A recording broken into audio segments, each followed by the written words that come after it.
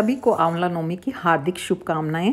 कार्तिक शुक्ल नवमी को यह व्रत किया जाता है। इस व्रत को करने से, पूजन करने से, तर्पण करने से अक्षय फल प्राप्त होता है। इसको अक्षय नवमी भी कहते हैं, इसे कुष्मांडा नवमी भी कहते हैं। और इस दिन कुष्मांड काशी फल कद्दू में मतलब गुप्त दान, स्वर्ण चांदी रुपया पैसा रख करके कद्दू में रख करके उसको पुष्प अक्षत से पूज करके गाय के घी फल आदि दक्षिणा के साथ में योग्य ब्राह्मण को, यहाँ पे ध्यान रखिएगा, योग्य ब्राह्मण को दान करने का विशेष फल बताया गया है। गाय, पृथ्वी, स्वर्ण, वस्त्र, आभूषण, आंवला आदि का दान किया जाता है। कई लोग 108 आंवला दान में देते हैं। हमारे मंदिर में हम सब लोगों ने 108 आंवला दान किए हैं और 108 ही आंवला नवमी की परिक्रमा की है। हम लोगों ने बहुत ही उत्साह के साथ में आंवला नवमी मतलब सेलिब्रेट किया है, आंवला नवमी का त्यौहार मनाया है। आप भी देखिएगा और साथ साथ में मैं कहानी भी कहती जाऊंगी, तो कहानी भी सुन लीजिए और हमारे शास्त्री नगर मंदिर के दर्शन भी कीजिए। एक आंवला राजा था और रोज 1 मन सोने के आंवले दान करता था, बाद में खाना खाता था। एक दिन उसके बेटों ने और बहुओं ने सोचा कि रोज इतने आंवले दान करेंगे तो सारा दिन खत्म हो जाएगा, इसलिए इसका दान देना बंद कर देना चाहिए।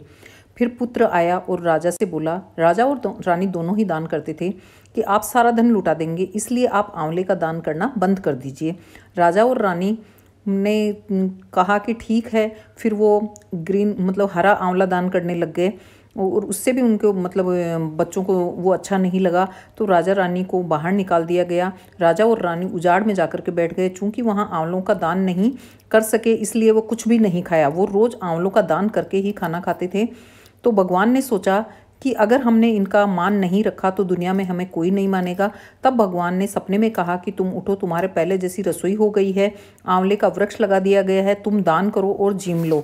तब राजा रानी ने उठ करके देखा कि पहले जैसे राजपाट हो गए हैं, सोने के आंवले का वृक्ष लगे हुए हैं। तब राजा रानी 1.25 मन आंवले का दान करने लगे। वहाँ पर बेटे बहू के घर अन्नदाता का बैर पड़ गया, मतलब अन्न की कमी आ गई। आसपास के लोगों ने कहा कि जंगल में एक आंवलिया राजा है, जो तुम वहाँ चले जाओ, तुम्हारा दुख दूर हो जाएगा, वहाँ पे तुम्हें काम भी मिल जाएगा। वो दोनों वहाँ पहुँचे। वहाँ पर रानी अपने बेटे और बहू को देखकर पहचान गई। अपने पति से बोले कि इन दोनों से काम तो हम कराएंगे और मजदूरी भी देंगे। एक दिन रानी ने अपनी बहू को बुलाकर कहा कि मुझे सिर सहित नहला दो। बहू सिर धोने लगी तो बहू के आंख से आंसू निकलकर रानी की पीठ पे पड़ गया। तब रानी बोली, मेरी पीठ पर आंसू गिरे हैं, मुझे कारण बताओ। तो बहू बोली कि मेरी सासू के पीठ पर भी ऐसा ही मस था, वह 1 मन आंवले का दान करती थी, हमने उन्हें नहीं करने दिया और उन्हें घर से निकाल दिया। तब सासू बोले कि हम ही तुम्हारे सास ससुर हैं, तुमने हमें निकाल दिया था, परंतु भगवान ने हमारा सत रखा।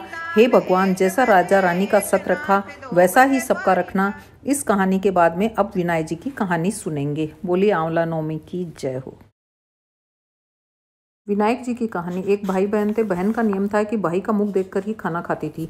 रोज उठती, काम करती, भाई का मुंह देखने जाती। रास्ते में खेजड़ी के झाड़ के नीचे विनायक जी की मूर्ति थी। तुलसी माता हरी भरी थी, पथवारी थी और दूध में हिंडोले ले रही थी। ऊपर सूरज भगवान तप रहे थे। वो भाई का मुंह देखने जाती और कहती, भगवान मेरे भाई का अमर सुहाग रखना, अमर पीहर वासा देना। ऐसा कहती और आगे बढ़ जाती। रास्ते में झाड़ जंखाड़ थे जिससे उसके पैर में कांटे चुभते। घर गई, भाई का मुंह देखा और बैठी। भाभी ने पूछा, भाई जी पैरों में क्या हुआ? तो ननद बोली, रास्ते में झाड़ जंखाड़ कांटे चुभ गए।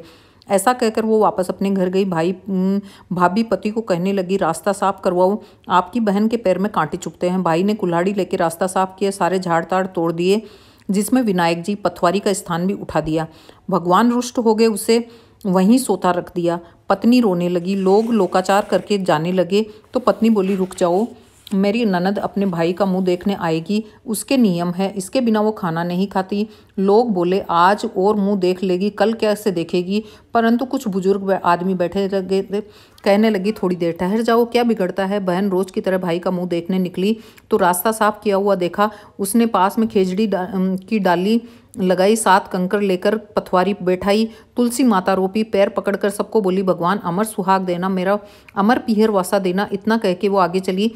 भगवान विचार करने लगे कि इसकी नहीं सुनी तो अपने को कौन मानेगा। भगवान ने आवाज़ दी, बेटी वापस आकर खेजड़ी की 7 पत्तियां लेकर जा, तेरे भाई के कच्चे दूध में घोलकर छींटे दे देना, उठकर बैठ जाएगा भाई। बहन ने सुना, पीछे मुड़कर देखा, वहाँ कोई नहीं था। उसने सोचा, जो ऐसा सुना वैसा कर लेती हूँ। 7 पत्तियां लेकर भाई के घर गई। देखा तो भाभी रो रही थी, लोग बैठे थे, लाश रखी हुई थी। घर में गई, दूध की चरी लाई और उसमें 5 पत्तियां घोली, भाई के शरीर में अमृत के छींटे दिए। भाई ने उठकर बैठ गया और बहन से बोला, बहुत गहरी नींद आई। बहन बोली, ऐसी नींद दुश्मन को भी नहीं आए। भैया तुमको रास्ता साफ करने को किसने कहा? भाई बोली, भाभी ने कहा कि बहन के पैर में कांटा चुभ रहे हैं, इसलिए रास्ता साफ कर आओ। तो मैंने उस स्थान से सभी देवी देवताओं को उठा दिया। अब मैं जब वापस आई तो ऊंचे बैठा करके वापस आई हूँ मैं इनको। भगवान ने मेरी सुनी, सबकी सुनना, सबकी लाज रखना, अमर सुहाग देना। अमर पीहर वासक।